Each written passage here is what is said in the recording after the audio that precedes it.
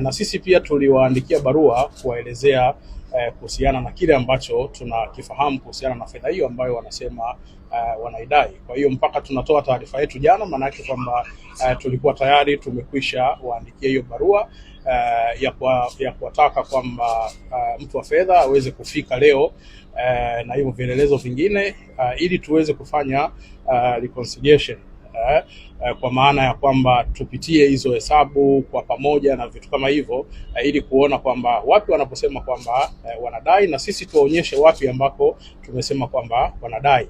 Lakini wamefika leo, na baada ya kufika wameleta tu barua, na baada ya hapo wameondoka, kwa maana kwamba hawakutaka kuzungumza kitu chochote, na wamesema kwamba hawako tayari kwa ajili ya mazungumzo. Na hata katibu mkuu wa TFF Kidau Wilfred alipotaka kuzungumza na CEO wa Young Africans Bwana Mtine, bado CEO alikataa kuzungumza na katibu mkuu wa TFF. Kwa hiyo TFF iko wazi kwamba kama wanasema wana madai, ofisi ipo na wafike ofisini kwa ajili ya hayo madai yote, kwa sababu sisi tunao uhakika, na ndio maana tulisema kwamba sisi tunawadai na vielelezo vyote vipo. Kwa hiyo wao wanataka tuendelee kuandikiana barua. Sasa hizi ni taasisi kubwa ambazo haiwezekani mkaishi kwa kuandikiana barua alafu mnaanza kuzisambaza huku kuzisambaza huku.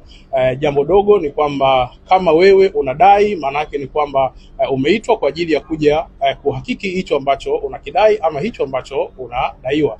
Kwa hiyo maana yake ilikuwa ni kitu rahisi tunapofika TFF uweze kukaa chini na TFF. Ni jambo la muda mfupi sana.